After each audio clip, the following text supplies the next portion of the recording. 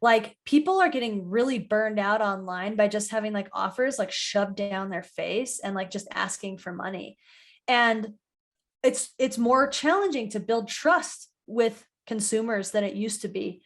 And so I think that like while these changes are challenging, I think it's really forcing people to think more about the relationship that they have with their customers.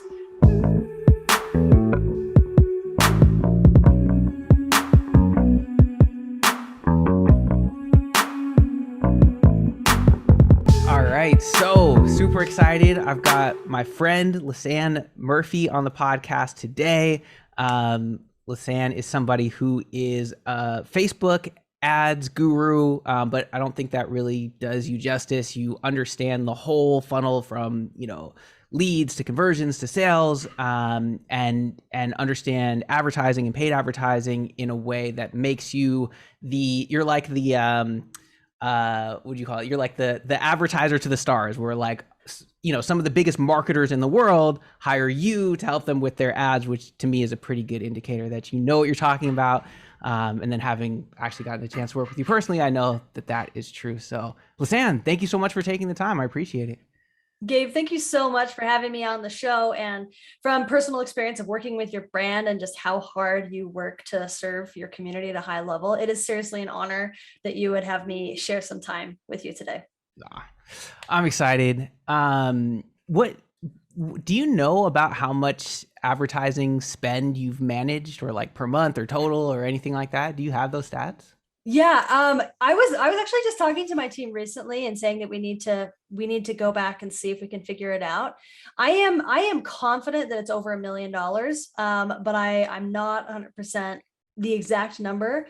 But I've been running it for 4 years now, and I've had a close to 100 clients. I'm almost at my 100th client, and across all those, I'm fairly certain that I think even $1 million is probably a little bit conservative. So at least $1 million. Yeah. And for sure, you've helped multiple clients make $1 million, do $1 million in revenue from their offers from your ads, right? Yes. And that's actually one of my favorite things is, it's really fun to work with a business that's already made $1 million. It actually makes my job easier, but it's really exciting to take someone who's just done their first 6 figures or their first couple 6 figures and then take them to their 7 figures faster than they ever thought that they could get there.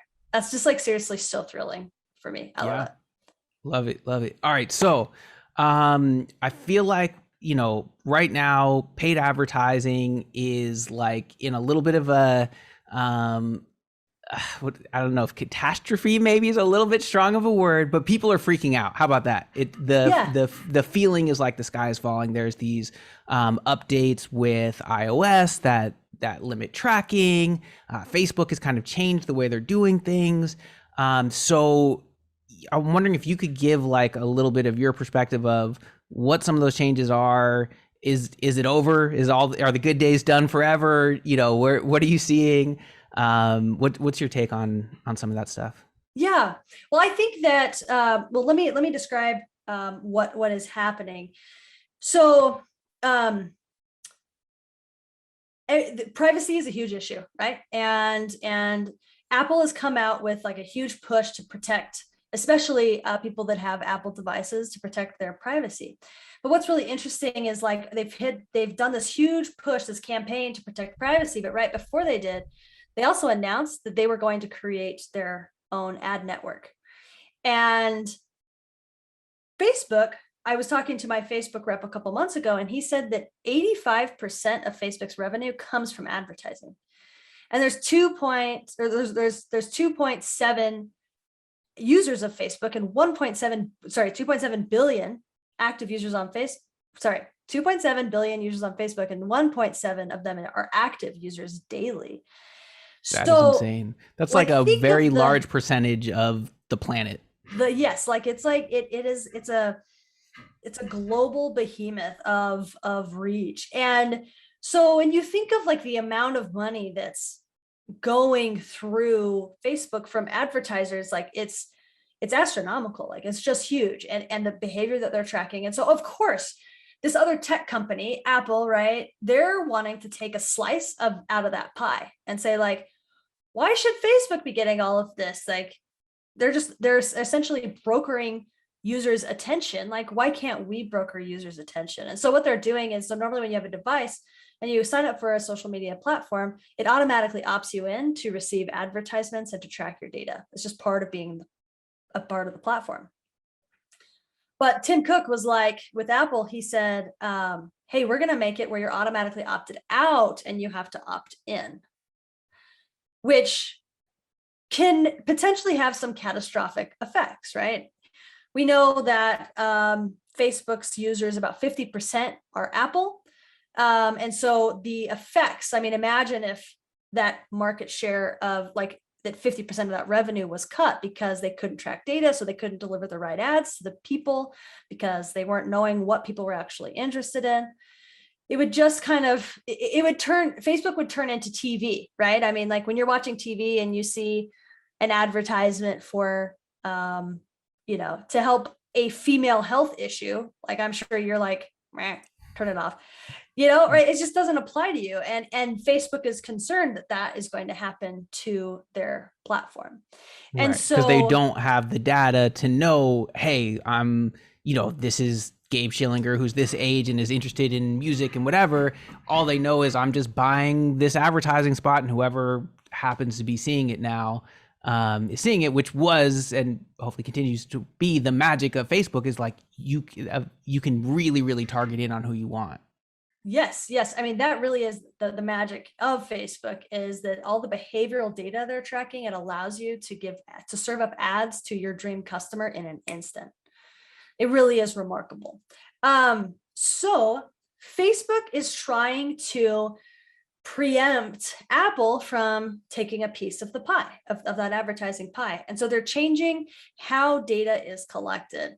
Right now, data is collected through the pixel, which is, they call it a third-party cookie. It's a piece of code that goes on the site that then transfers data back to a server with Facebook. And they're moving to what they call a first-party cookie, which is where you have a direct connection between your site or your funnel with Facebook. And so there's no third-party workaround. It's like if you connect up your site to Facebook, then of course Facebook can then track that data. So the migration of Facebook from third-party to first-party cookies is creating issues because they're changing how the algorithm works and how data is collected and when you're charged for an ad and all of those things. And really what they're going through is just growing pains. Like, this, Gabe, like you hit ceilings in your business where like you have to break before you can build, right? Right. And that's exactly what Facebook is going through, is they're breaking so they can build. So my prediction is, first of all, Facebook's not going away. And because so much of their revenue comes from advertising, they are freakishly motivated to figure it out. And so I think that they're going through growing pains. And truthfully, all of the effects from someone who runs ads for a dozen clients right now, every single account is affected. The tough thing is that they're all affected differently because Facebook's making changes on different subsets of accounts to like see the effect. And so it makes it challenging for an advertiser to like see exactly what's happening. Right. But they're motivated to figure it out. So they're going to, but it's going to take some time for the dust to settle. And this has happened. I've been in the game long enough to see two other major algorithm shifts. This one's the biggest one of the three that I've experienced, but I've seen two others. And it knocks a lot of people out of the game because you have to change a little bit how you do ads, how you think about ads, how you approach success. What are the tricks and tips that create a successful campaign? And so, or just not even the campaign itself, but like the approach to generating leads. Like, for example, instead of going directly for the sale with a lot of my clients, we're generating leads to then turn it into more of a nurturing business, where it's like, let's get you leads and let's just get people in your community, in your group, on your list. And then let's hit way hard with nurturing those people and then giving them offers and not just trusting Facebook ads to do all the conversions. So, and we can talk a little bit more about that, but there's just different things that people in my advertising community are trying to try to just weather the storm, because it's going to pass. It has to, like, it literally has to, or else Facebook will cease to exist. Like, they don't, as much as we love to think that they just exist for us to like see our friends and family, like if that was all it was, like they would take it off. It wouldn't be available. So it's going to settle down. We just don't know when, and we just don't know exactly what it's going to look like on the back end. But I'm confident that Facebook will figure it out. Okay, well that's I think the most positive thing I've heard about this whole thing. So I'm happy to hear that, because there is a lot of people, scared about it, and I like that bigger perspective of like, hey, this is yeah. I was just gonna say, there's lots of gurus that are building on the uncertainty and blowing it up.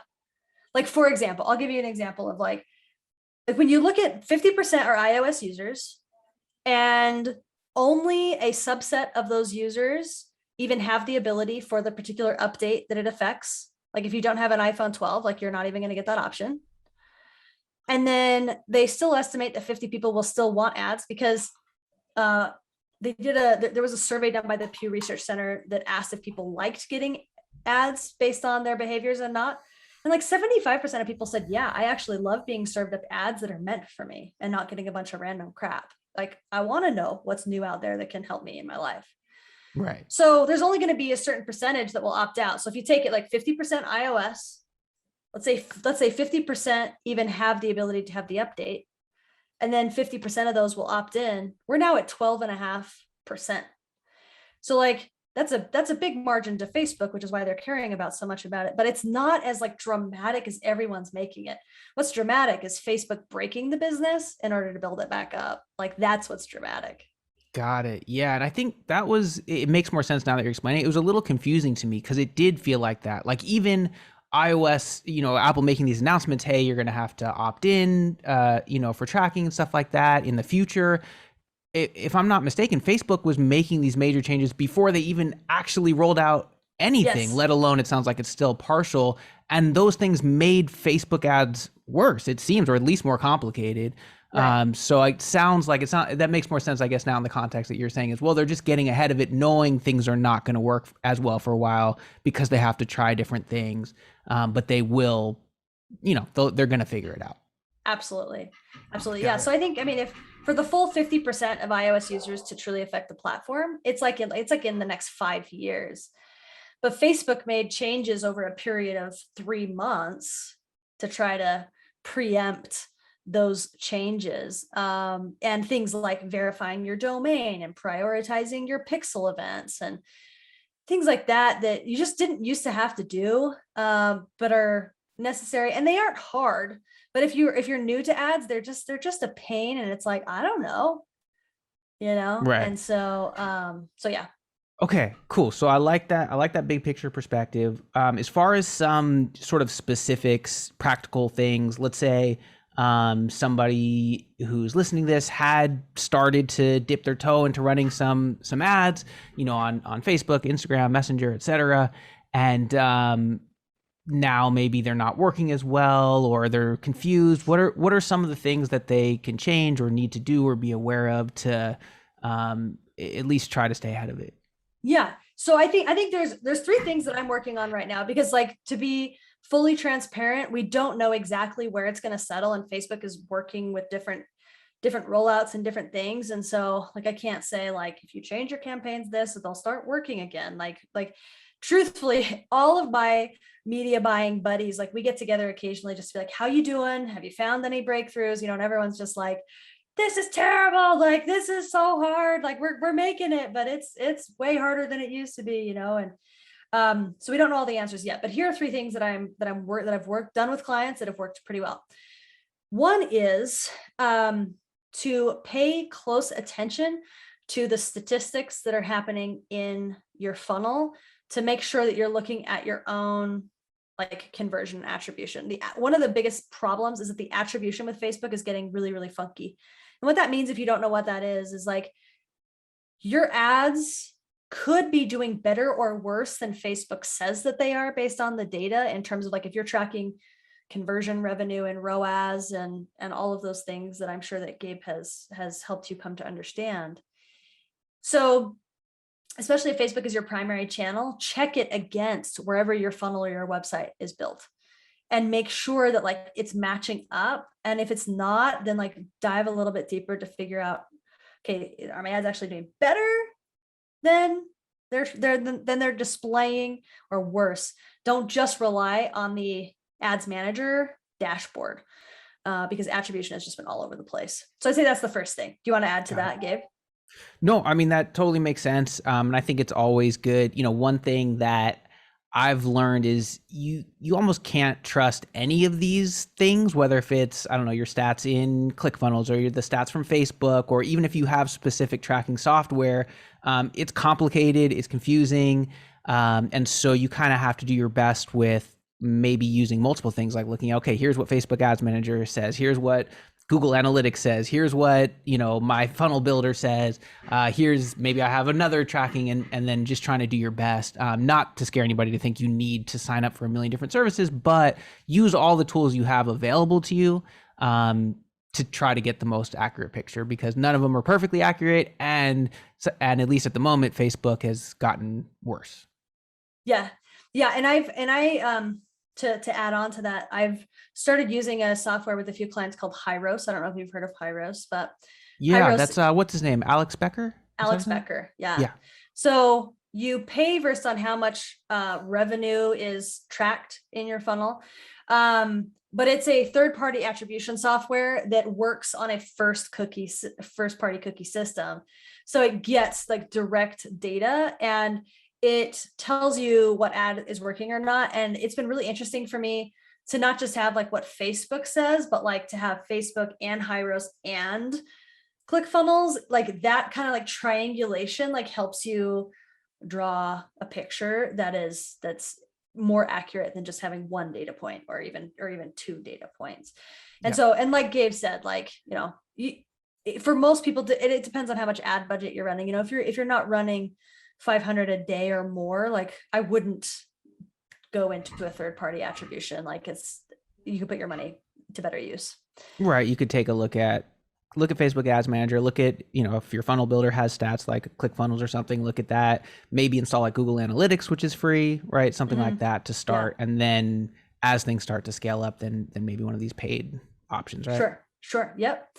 So the second thing is to do everything you can to try to understand where the sale is coming from. So that could mean a few different things. Like I have some clients where they have a paid traffic funnel and then an organic funnel, and they're duplicates of each other.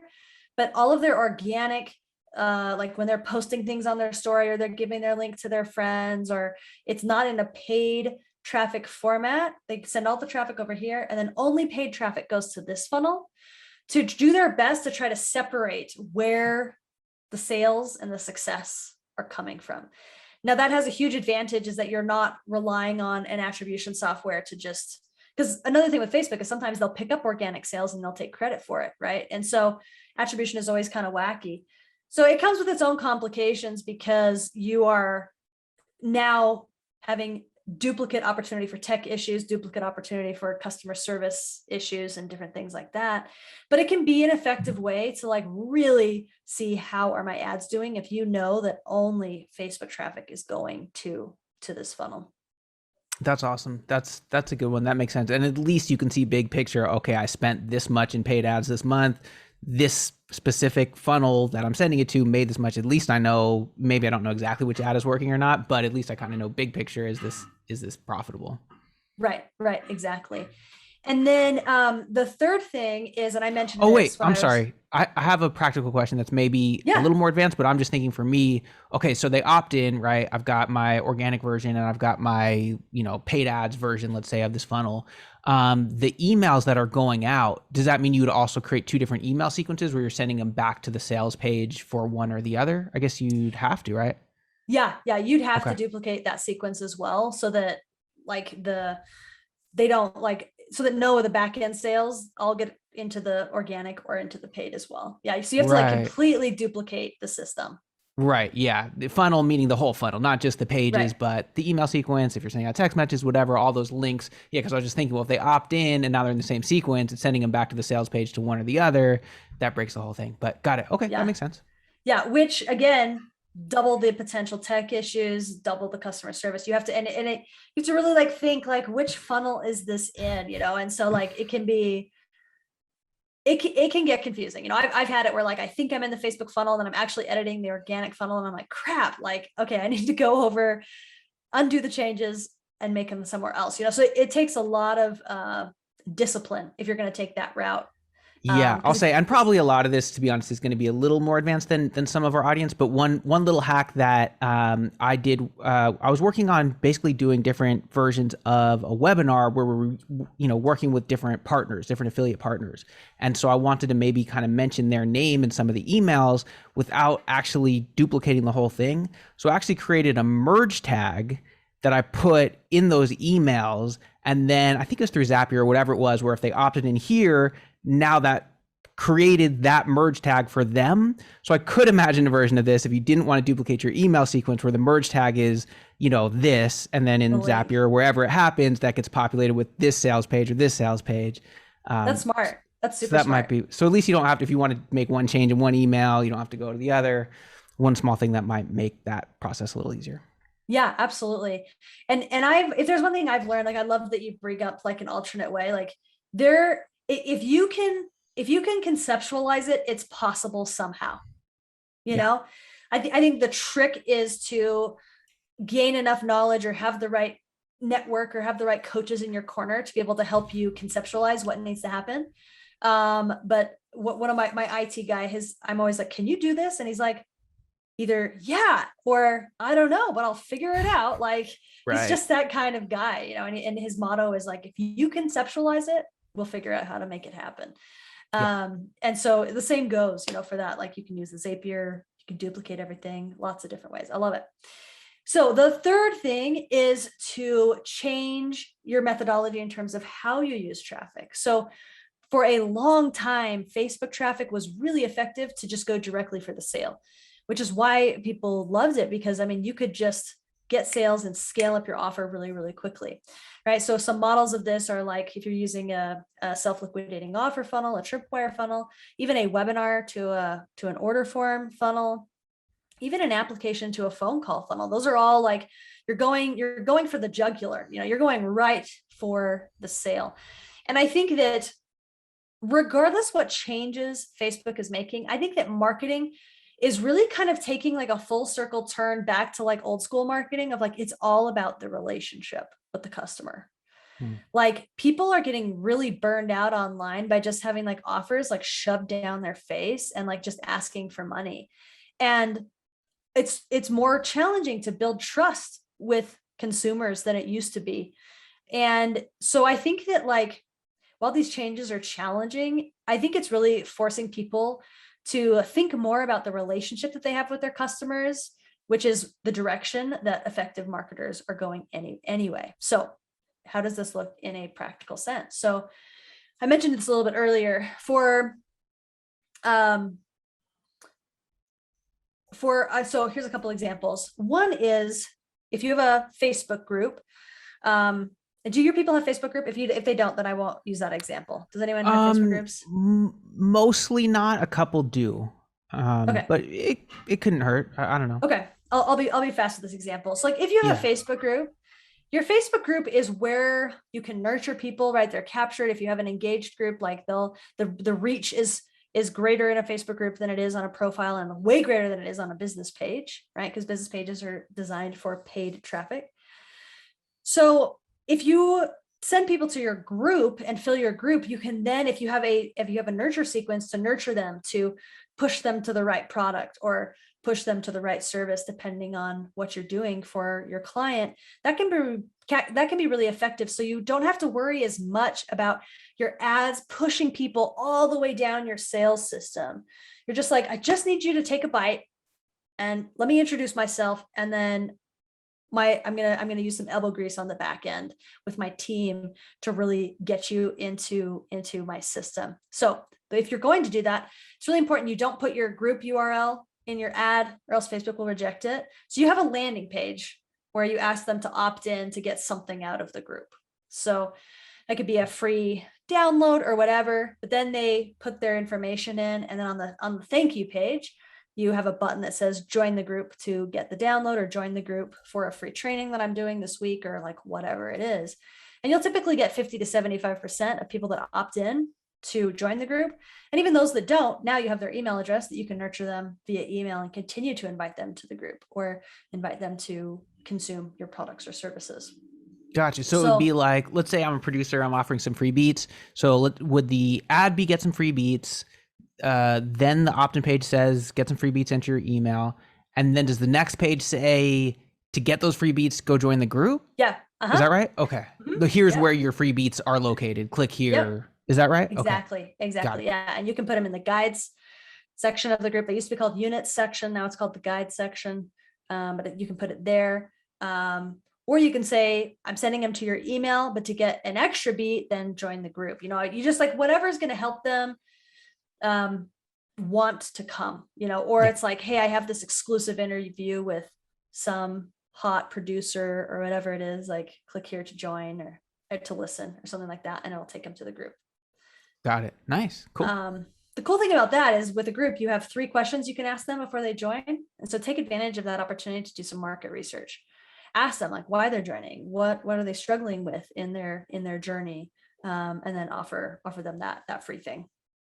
Awesome. Cool. Yeah. And I imagine it's not like an exact direct thing, but what's it called? Like Discord is really popular. It's getting more and more popular among, you know, producers. And so I imagine you can do something similar. Obviously it doesn't have the exact same benefits, but could have some other ones where you get them into that group. And that's another channel that you have some control over that you can now nurture that relationship and then ultimately, you know, go for that. Yes. Yes. Anywhere where you're cultivating your community.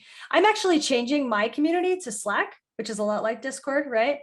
And my rationale for that is because the reach on Slack is way better than the reach on a Facebook group, just like the reach on Discord would be way better than the reach on a Facebook group. And that's in terms of like your individual posts, right? Unless your group is like incredibly engaged. Right. So, and just to explain that to anybody who doesn't know, like, okay, you might run a Facebook group, you post something in there, there's a relatively small percentage of the people in that group that will see it.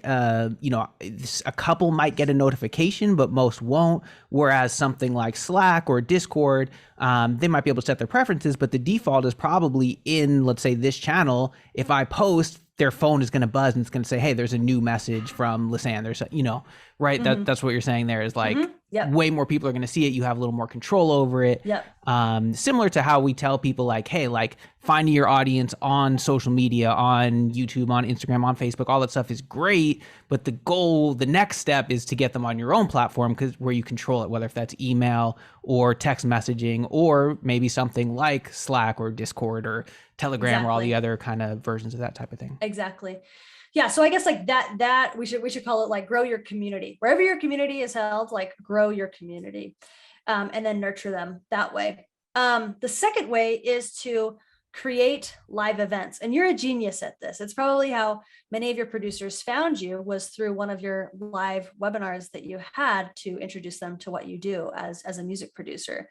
So sending people through a funnel without a live touch from you is way more challenging than sending them to some sort of live event. Now, that event, of course, could and should be virtual, but still, if you're willing to show up, say people's names, look them in the virtual face, and answer their questions in real time, you're going to get an incredibly much higher response rate than you would if you're just like, hey, you don't know me, I don't know you, buy my stuff on a funnel, which still works for a lot of people. But if you're really struggling, put your personal touch on it by sending them to some sort of live webinar, live event. Those are still crushing it with Facebook. All of my clients that have lasted the longest through the iOS stuff are those that have a live component to where their ads are going to. It's a live webinar. It's a live 3 to 5 day workshop or challenge or event. They're all called different things. But those are the things that are still doing well. And I think it has everything to do with the relationship component that we were talking about just a minute ago. Got it. So that sort of like webinar model, it sounds like, is working, where the ad is something like join me for a free training, a free workshop, a free webinar, a free whatever, web class. They opt in, you nurture them with some emails, maybe some text. Then you have that live event where you give value and then sell your thing on that live. Yes. It sounds like that model is actually still working with paid ads. Yeah, quite well. quite well. Nice. Yeah. Cool. Yeah. So a lot of people, I think the webinar industry kind of got tainted by all of the auto webinar stuff, which Right. I mean, it's great. It made a lot of people a lot of money, but again, people are kind of rebelling and like, like I demand your attention if you want my credit card, Yeah. Yeah, it was something we So struggled with because we did live webinars every single week for over a year, and for the most part did well. There was ups and downs, and right now we have an automated version. We don't do the fake automatic one. Like we just say, hey, go watch this training. We don't pretend it's a live one on the auto one, and it does okay, but it definitely does not do as well as those live ones. There's something about that live, like you said, I guess it's just that it shows that you care enough. There's a trust factor of like, okay, this person's actually here. And it is funny too, even on those lives, the number one question we get, is this live? Is this live? Is this really live? And it's like, it's almost like, to me, it's like, well, who cares? If, I don't know, if this information is valuable, does it really matter? But I guess it's what you're saying there is that's what gives them the trust to know, okay, this is legit. This person took the time. And they're not lying to me and saying it's live and it's not. yeah, yeah, for sure. Yeah, there's softwares out there that you can say that you're live in it and it's a recording, but it'll like populate that 200 people are watching and it'll show like 200 people are live and whatever. And it can be totally fake. It's crazy. When I first learned that, when I first got in the industry, I was like, oh, that's like ninja trickery awesomeness and evil. Like, I can't believe it. I was like, how many webinars have I been on where I thought it was live and it wasn't? So I know. I feel like now, I guess it's probably because I do it, it's relatively easy to spot, even with the chat and all that stuff. You just like right click and do like inspect or whatever. You're like, oh, I can download this video and watch it at double time speed. It's probably not live. But I guess maybe most people who aren't geeks about this stuff, wouldn't even think to do that. yeah, for sure. For sure.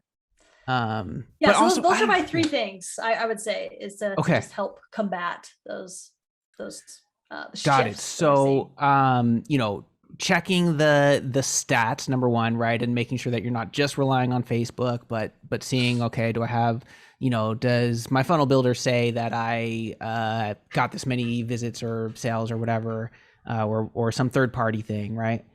And then the second one was potentially creating two separate funnels or two separate stores or two separate whatever you have, and just send one to one. At least okay, my paid ads at least in total are doing this, and organic in total is doing this. And then the third one was just basically just doing a better job of nurturing, and less of like, click this button to go buy something, and more of the ad is more click this button to get, let's say, this free thing. Now you're on my list or in my community, whether if that is a Facebook group or a Discord or whatever. And then from there, now you're building that relationship. And then you're saying, hey, do you want to go buy some beats or a sample pack or whatever it is that you're selling? Is that about right? Yeah. Yes. And you can sell them like pretty quickly after, like on the third example, in terms of focusing on nurturing, you can sell them relatively quickly. I just think not putting all the weight on Facebook ads for the sale is really the point there, is putting some good work. And it doesn't even have to be your time. I mean, it could be like if you're starting conversations with every single person that joins your list or enters your community. But that should be automated somehow, whether that's through another person like a VA, or through an email sequence, or whatever it might, or a text. So you brought up SMS quite a few times, which is awesome. Yeah, maybe you noticed I'm all in on SMS, on text messaging. I love it. It feels like what Facebook Messenger felt like a couple years ago, when it was just like I could press a button and 50,000 phones would blow up, and it was like, yeah, I could do whatever I want. That's what text messaging feels like now. There's a bunch of regulations. Don't, make sure you follow all the rules, but it's so powerful. So yeah, I'm big on text messaging right now. I love it. Yeah, it's powerful. And the open rates are huge. I think eventually, and conversion can be big. I think it'll continue to, just like any platform, email used to be way bigger than it is. Facebook ads, are taking their time around the dark side of the sun, if you will. But and text will get there eventually, but then something else will pop up, as an effective way to reach out to new people that don't know who you are, and give you an opportunity to nurture them and help them see how awesome you are. Definitely. What are a couple other, whether if it has to do with the new iOS changes or not, just some basics for like, let's say I'm a producer, I'm getting ready to, run my first ads, or I'm still, relatively early. What are some things to look at? Maybe we could start with the creative, like, pictures, videos, the copy, the words on there. Is any tips or tricks that tend to work? I know, the marketing answer that is the truth is always you got to test it. But Yeah. anything that any recommendations there to kind of start maybe as far as the actual ads themselves? Of course. Yeah. So when you're doing the visual component, which I like to, well, I mean, the text is visual as well, but we'll say the visual component is like the picture or the video. It's really important that that stands out somehow, right? Because Facebook is a platform where interrupting that person's pattern to get their attention is critical, right? It's not like a Google search where someone's like best beats on the internet or like whatever it is, and like a bunch of pages are going to show up. They are standing in line at Costco, they're sitting on the toilet, they're watching TV and it's a commercial break. That's where you're capturing them. And it's so important to remember that they're just mindlessly scrolling and it's a game of attention. So whatever you have to grab their attention. There's three things that grab their attention. One is the image or the video. And so making sure that there's high color contrast, it's an interesting image, it's something it's different and has like some indicating some sort of motion, whether that's like if it's a video you're actually moving or if it's a still, you're not just like, it just looks like a portrait where no one's doing anything. Right. Like you should be like pointing to something, or your mouth is open like, oh my God, that type of stuff, right? Yes, exactly. And then the other two components are the first three headlines of your ad copy and your headline. So when you look at an ad, that is like the first frame of what people see. So it's really important that is grabbing. So those first three lines should say something in the copy where people are like, wait, what? Like, where if they're the right audience, they're like, I didn't know that, or I have to read more of that story, or wait, I don't have to do this anymore, or like whatever it is. And the headline also is really important real estate to be able to grab their attention. So I think like when you're in your brain thinking about ads, knowing like what are the components that grab their attention and that's what you're trying to do. You're not just trying to give information, you're trying to first get attention. That's super, super important. And I think you do this so well with your ads, Gabe. You have incredibly visual images and videos that are really appealing. And I think one of the things that you do that's so cool about your copy is you speak the language of your audience. Like, thanks. Yeah, no, I appreciate that. I mean, yeah, I think stopping the scroll thing is so important. Like you said, when people are on Facebook or Instagram, and by the way, I guess we should have mentioned this earlier. I think a lot of people know, but maybe not everybody does. We're talking about Facebook ads. We're talking about the Facebook ads platform, which includes Facebook, it includes Instagram, it includes Facebook Messenger, it includes whatever that extended network is, and includes all those things. But when people are scrolling through Instagram or Facebook or whatever, they're there to see what their friends are up to or what some funny meme page posted or whatever. And so you might have the most amazing offer, you have the best beats in the world, you have, whatever it is. But really the first job of that ad is just to get them to stop scrolling. And you have maybe a couple seconds to do that. Like if you think about it, like just go on your phone and start scrolling through Instagram and just see how quickly you're going through it, and just think you need to like stop your customer's attention in that amount of time, which is like, I don't know, a second or two before it scrolls, to be like, okay, I'm going to just stop and read this.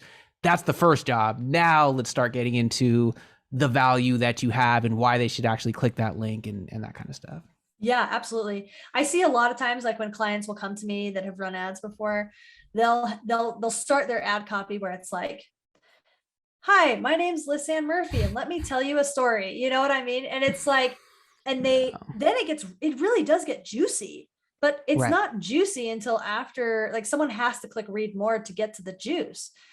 And I always, like whenever I'm working with a client, I always take whatever the caption, whatever like the hook, like hot thing is, and I literally just flip it upside down and like make that the top. And then I say, let me tell you a story of how I got here, or Right. whatever, like flip it upside down and put the most exciting part of the story first, because that's literally all they're going to see. Yep. And then you can tell all of the details later. But yeah, Yeah. you've got to get their attention. Yeah, I've got two more little things on that, and we can move on. I'm sure people get the general idea. But another way I've heard this explained, I think I probably heard this in Expert Secrets from Russell Brunson. But if you go to like pretty much any movie, but especially like an action movie or something, it never starts with like day one. Here's kind of how things built. It starts with this crazy action sequence, right? And that's like the beginning, and then it's like, okay, now I'm in, and then it's going to go back to some backstory and.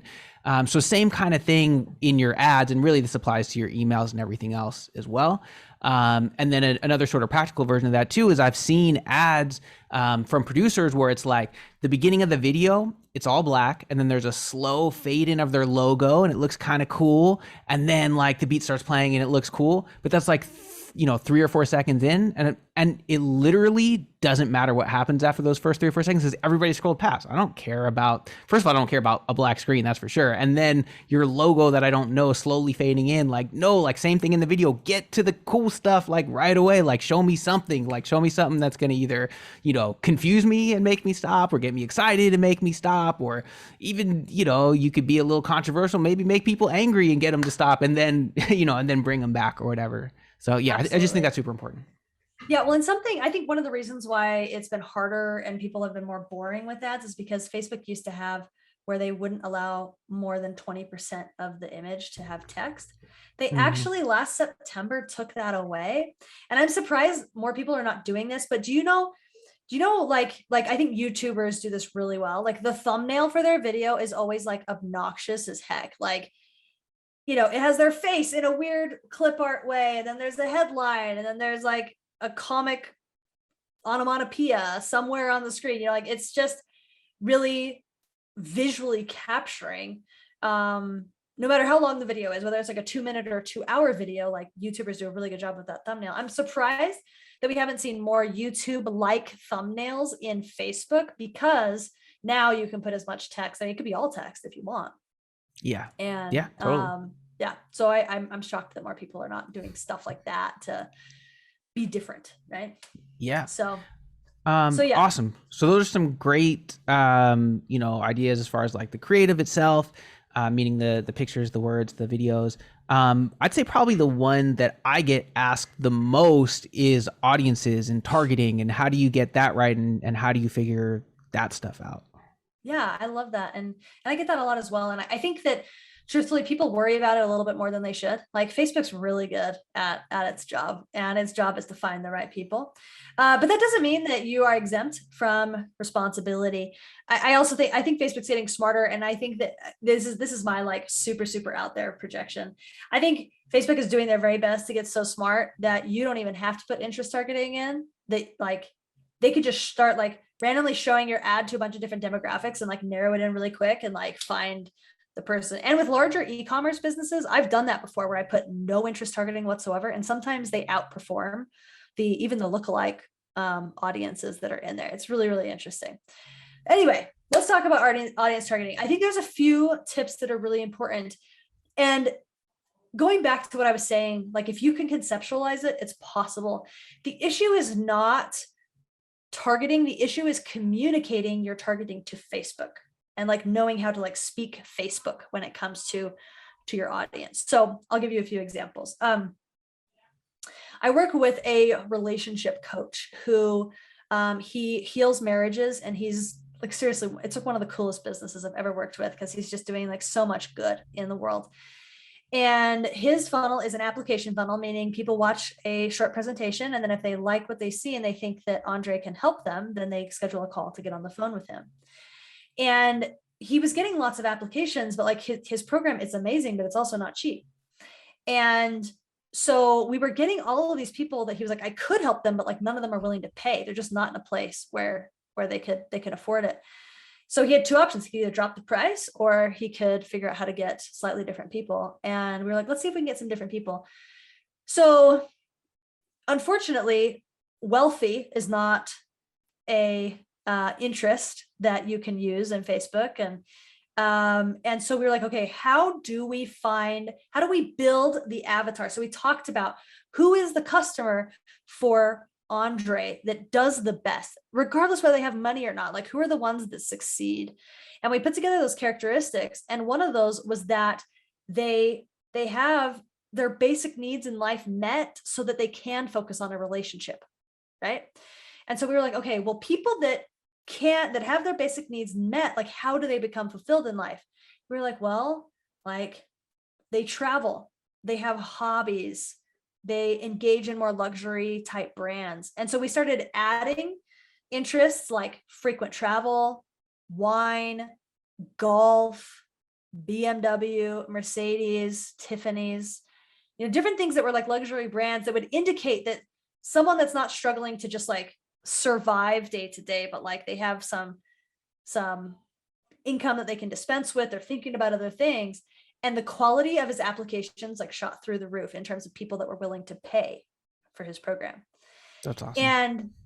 And you have to be creative like that. I have another a woman that I'm working with right now who is she has a women's supplement brand, and her main product helps with decreasing the symptoms that women face when they have their menstrual cycles.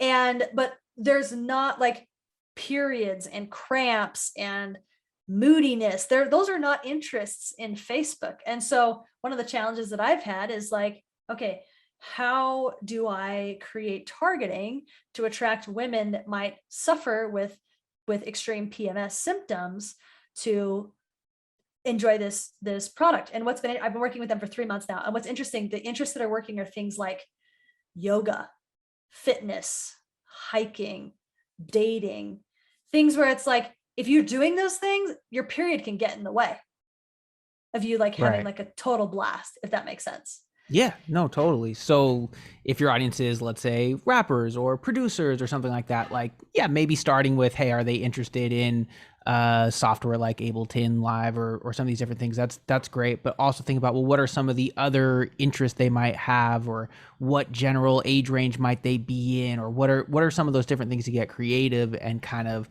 hone in on that audience? Yeah. Yeah. So I think there's a few categories, and I think it's good you're like bringing those up. Like, hobbies are a great category to pull from, of like what your audience is interested in. Another one is gurus, like people that they follow. Like, for example, like someone who is doing a coaching program, if you put interests of, they also like other coaches, they're probably going to be more open to a coaching program coming across their news feed.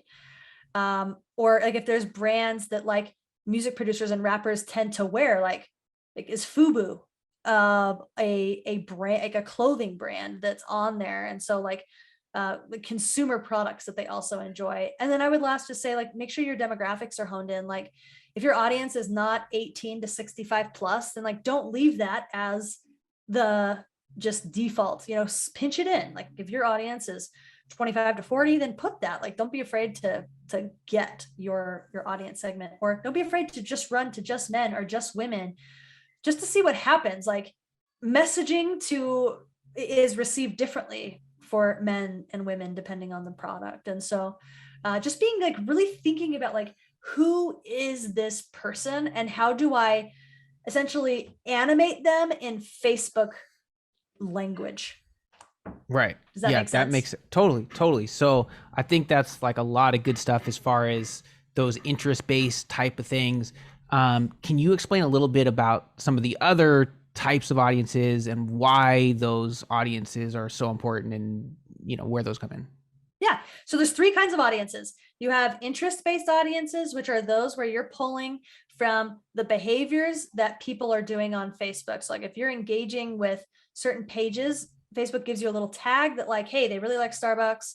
They went there to get a coupon code. So like if someone puts in Starbucks, you're going to be dropped into that bucket of people that like Starbucks, right? And all of those interest targetings are the ones that we just talked about.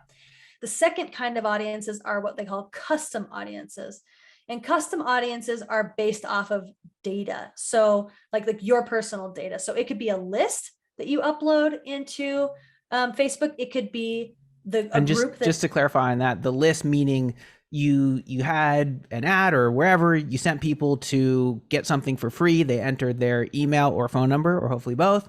Then you can upload those email addresses and phone numbers, that list, to Facebook, and it's going to say, hey, Lisanne signed up for Facebook with this email address, so we know who Lisanne is.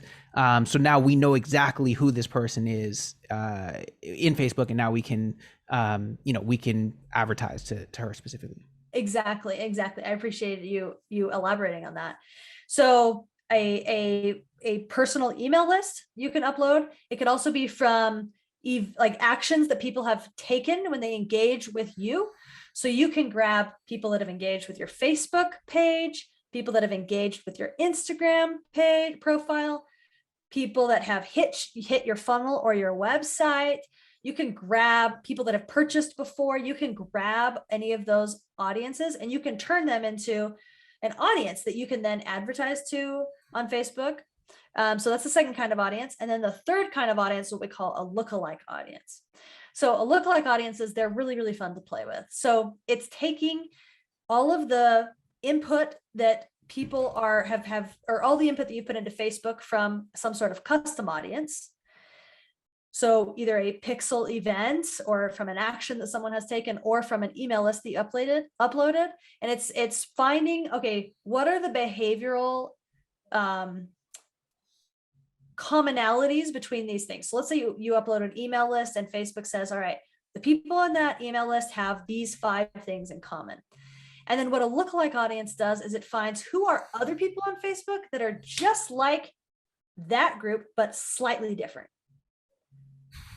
And so it's like, okay, we have these data points, these 4 that are the same, but we have these ones that are different. And I'm going to go out into Facebook and find those people for Gabe or for Lisanne because they're most likely to engage with your product or services. And you can choose different types of, you can choose lookalike audiences that overlap like that much, only 1 data point. You can choose audiences that overlap pretty much everything. But it really is just saying, hey, I want to find more people like this. And then Facebook goes and tries to find them. That's awesome. That's, by the way, I think that's one of the best ways I've heard lookalike audiences described. So thanks on that. And it's funny because like I think a lot of people, especially when they're first starting out, all they think about is that first category, the interest-based ones, like, oh, people who are interested in this, or maybe are in this demographic, they're, this, I don't know, gender, age, or something like that, location. But the truth is, that's like just step 1. And where it really gets powerful are those custom audience and those lookalike audiences, which is another reason why building that list of emails, of, phone numbers, and even your pixel data and engagement, all those things are so valuable. Is now you can now retarget those people. You can, advertise to them again, and those are going to be your best audiences every time. And then when you run out of those, you can tell Facebook, hey, I don't know exactly what interest all these people happen to have. Maybe they all happen to like the same kind of ice cream or something. Like, I don't even know. It doesn't matter. But Facebook knows, and magically they're going to find more of the right type of people. So that's where, for me, it's gotten super powerful, is those like next 2 audience types. Absolutely. Yeah. Well, and to take that a step further, Facebook even has data of like let's say anyone that follows Legion Beats, once you become big enough, you have to be big enough. So it's not just any page.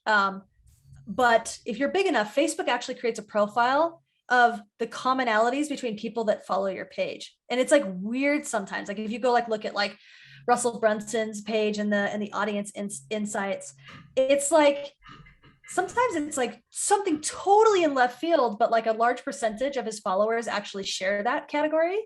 And then using that in your interest targeting can be a really interesting way to like find some obscure interests. Now, I don't think you need to do that until your impressions like hit millions and millions and millions and millions. Like there's plenty with like just like the basic interests that would fit your stuff. But Facebook just has so much data on people. And I think there's a lot of ways to be creative to find your customers online. Definitely. Oh man, I could geek out on this stuff forever. I guess maybe. Oh, you and me both, man. Maybe one more topic that before we kind of wrap things up pretty soon here is one of the things you mentioned is briefly is kind of like getting in trouble or Facebook jail as it's called. getting ads, getting business managers, getting ads managers, getting people, like what happened to me, completely banned or rejected from Facebook. And it's like, it sucks. And it's like, it feels like there's almost no rhyme or reason. I guess it's just them. They've got this huge thing, and it's better safe than sorry for them. So they'd rather have more, I guess, false negatives and kick some good people off. I don't know, to protect themselves, whatever it is. It sucks because like currently I'm in Facebook jail.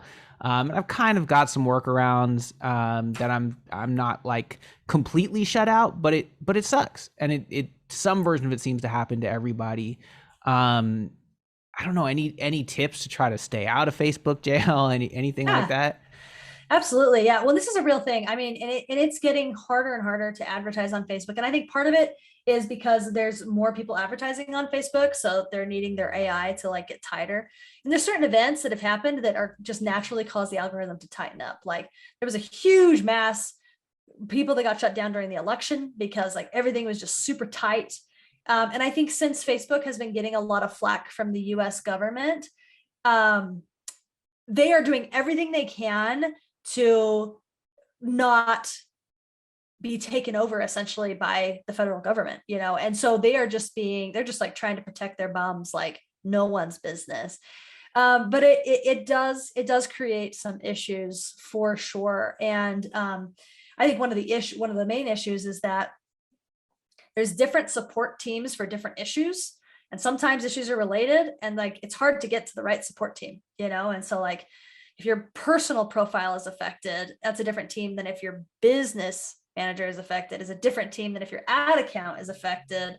Oh And my sometimes they God. trickle down, and so like one affects the other, but like you can't talk to this team because this one doesn't have a support team. It's just an internal team that actually doesn't talk to anyone. And so it's kind of a messy web in the back end, and it can definitely be painful. I actually did a short training about this in my Facebook group today because it's a big issue. The two most common questions I get is when people talk to me about ads, they say, how much do I need to spend to be successful? And how do I stay out of or get out of Facebook jail? Those are like the two most common questions that I always get, which to me is funny. I'm like, there's so many more cool things to talk about than that. But Right. it's just what's on people's minds. So anyway, I think it is way easier to stay out of jail than it is to get out of jail. I'll just say that. And it is getting tougher. I mean, I went through 2.5 years without even having an ad rejected. And Wow. then things have just tightened up, and it's been more challenging. And now it's not a question of if, it's a question of when. And it's getting more challenging. So it's really important to look at there's 4 levels of things that can happen. You can have an ad be rejected. That's the easiest thing to fix.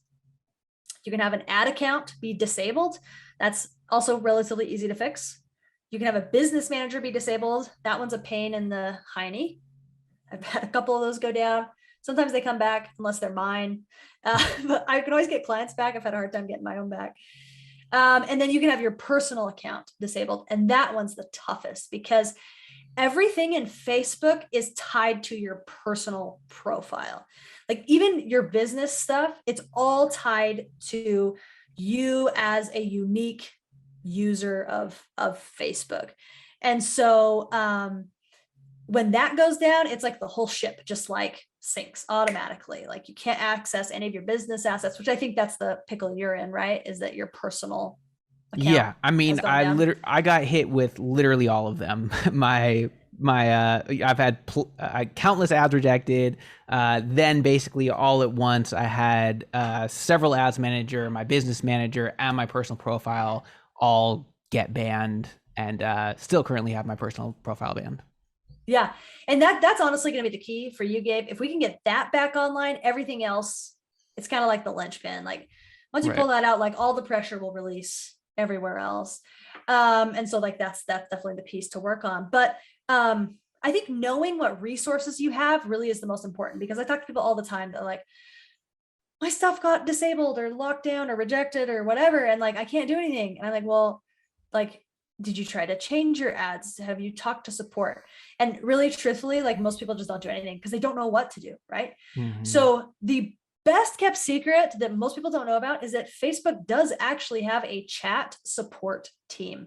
Now sometimes they're They always try to be nice. Sometimes they're not as helpful as we would hope them to be, but the fact that you can actually talk to someone is like often just a huge game changer. So if you go to facebook.com/business/help and you scroll down part of the page, and then it says like, still need more support, something like that. And there's a get started button.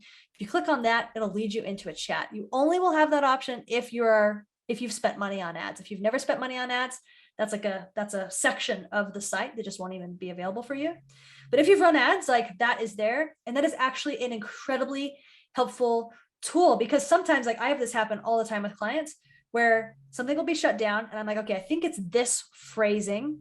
So I'm going to change that. And then I republish it and it's automatically shut down again. And I'm like, that's a mistake. Like you didn't even review it. Like you just like, there's just something that the algorithm is saying this is a bad ad. And so going into the chat and getting them to manually take that ad and send it to the internal review team so that an actual human can review it and see, oh yeah, they're not selling pornography, we're fine. Or they're not trying to scam people or hurt people or whatever it is, like they're fine. And then they can approve that ad. So using the chat feature is seriously one of the best things to do. And it's something that I take advantage of all the time. Even if I've submitted something for review, I'll still get on chat to say like, can you expedite it? Can you send it up to the review team? Can you give me an estimate of how long it's going to take? And sometimes they can't do anything, but a lot of times they can. And so that is probably the most helpful feature. But before you get into jail, it's so important that you read the policies first. I cannot tell you how many people I talk to that get into hot water and I'm like, well, did you read the policies that you can't have before and after pictures for this weight loss program? And they're like, well, no. And I'm like, well, like if you're gonna ask Facebook to like take their people from their platform onto yours, like you probably should know the rules of the game. You know, it's like playing tic-tac-toe, not knowing what the point is, and you just like get like slashed every time, and then you're just like, oh, I don't know what's happening. You know, right? Like you've got to know the rules of the game. So Facebook has policies, and they're relatively clearly outlined, and it doesn't take long for you to figure out what policies are mostly triggered for your particular products. And then just do your best to follow them. Like it really like if you follow the policies, if something like catastrophic happens, like what has happened to you, like it usually is indicative that like there's something more systemic going on, and it's not just like you said the word "you" too many times in your ad copy, you know? Yeah. I mean, my account actually got hacked, which I know you don't need a good reason for your things to get shut down, but mine literally got hacked, where it was crazy, where it was like went from, I had I don't know, like 10 or 12 ads managers, which I guess is like, I don't know, relatively high maybe for a business or two. And then in one day I had like 500. Somebody had created a whole bunch, and then that was the day I got shut down. And so it was like pretty clear to me, okay, somebody went in here, somebody hacked it. But that was back in November, actually, or a little before, during the elections and all that kind of stuff. So maybe that played a role. And anyways, I still haven't been able to get it back, but hopefully we'll get back in there soon. But that was interesting. When things like that happen, it's frustrating because, like, for example, I have a business manager that's down right now, and they said it's because they couldn't confirm my identity. And so I sent in my driver's license, and they said, I'm sorry, this is a fake identity. And I'm just like, are you kidding me? Like, this is me. Like I have no idea how they saw my driver's license. I've only ever had one profile. I've never created any fake profiles. Like I try to follow policies. Yeah. Oh, it's so frustrating. It's like when it's stuff like that, like that happened to you and to me, like, it's a mistake. It's not just like, dang, I broke the rules too many times. It's just like not giving up on hammering that nail until someone's like, yeah, I can help you. But it can be time consuming and frustrating to stick with it that long, especially For you. sure. I mean, you're at 9 months now. That's crazy. Yeah. Cause it was November or maybe even before, but yeah, it's been a long time. And I guess I should say, like, this is, I'm like complaining and there's a lot of stuff. But I also don't want to scare people off, because I mean, probably, actually, for sure, Facebook ads have been the number one contributor to like the biggest growth of Legion Beads and Midi Money. Like there's just nothing that has compared to it. So as much as there's all these little things or even big things to complain about, the potential, the upside is so high that hopefully we're not scaring people off from even trying it in the first place. Oh yeah, you should absolutely try it. And I mean, you have to realize, like, I've managed, like I said in the beginning, close to 100 accounts, and in 4 years, like I've only had a few things happen that have been irreversible, and Gabe has just run so much money through those businesses. And so, like, if you're just starting out, like, seriously, don't be scared. If you read the ad policies, like, you're going to be good. If you know where the chat feature is and you read your policies, like, you don't have to worry with the things that Gabe and I are dealing with, because we're just working on like a very different scale than you are. Yeah, no, for sure. That chat one that's a big gem. That's a good one for sure. Awesome. Super helpful. Oh my God. What are any other little tips? I don't know, before I think you've dropped so many gems, so much stuff that's going to help so many producers or whoever else is listening to this. Anything else before we get, cause I do want to get into what you're up to and where people can find you and all that stuff too, but are there any things, I don't know, common problems you see or any other little tips to hand out before this has just been a blast. I've like had so much fun. So thanks so much for just asking really great questions and giving us an opportunity to just have a conversation about ads. Let's see. I think that, and you probably go over this in your course, this isn't as big a deal, but one of, when I get into people's accounts, there really is just a few main issues that stick people up. One is that, they don't own the assets that they're running out of. So like, if you've like ever paid someone to run ads for you and they like create the ad account in their account, or they create the pixel in their pixel, and you don't actually own it, like that can create big problems for you down the road. So it's really important to like, you own your stuff. Like you're working out of your business manager, your ad account, your Facebook page, your pixel, like those need to be yours. It's super important. I've been working with actually the female supplement company. When I started working with them, they had run multiple millions of dollars through a pixel that wasn't theirs. Oh, and wow, that is some valuable data right there. Yeah. And I learned from that experience, you can't transfer a pixel from one business manager to the other. Like it lives in a business manager. So like, I mean, they could use the pixel ID to put in a funnel, but like, let's say the owner of that business manager, it gets shut down for something they've done, and you just poof, like lose your data just like that. Or they decide to be scammy, and then they can build their own audiences off of your pixel. Like you've got to own your stuff, guys. Like it's really, really important that you own your own stuff. The second thing is they don't set up their pixel properly in their funnel. And so they're just getting crap data. Like for Facebook to be what it's worth, you have to do the due diligence to make sure that your pixel is installed properly on your site so that you get that data. Super, super important. And then another thing that happens is people don't set up their campaigns appropriately. I talk to people probably on a weekly basis where they're like, I've run $500 in ads and I haven't gotten one sale. And my first question is always like, what type of campaign? What objective are you running? And they're always like, traffic or reach, because I want to get in front of as many people as possible. I'm like, well, what's your goal with the campaign? Well, I want leads, or I want sales, or like whatever it is. And I'm just like, dude, you're probably getting like 3-cent clicks, but like not one of those people is going to buy. I'll even say like, let me guess, are your clicks like 10 cents? And they're like, yeah, isn't that awesome? And I'm like, no.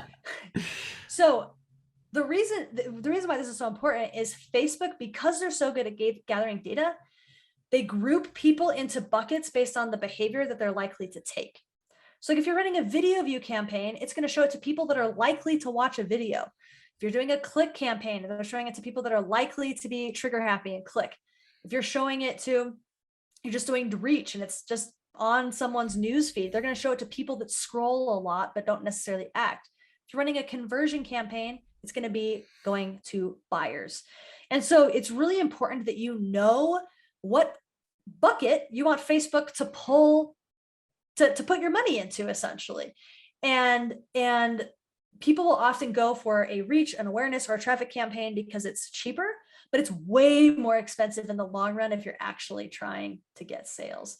So make sure when you're setting up your campaigns, but I mean, if you're going for exposure long wise, then go for the traffic, go for the awareness campaigns. But if you're going for leads, sales, any type where you're wanting someone to, especially if you're wanting someone to leave the Facebook platform and come to yours to interact with your stuff, like it's got to be a conversion-based campaign.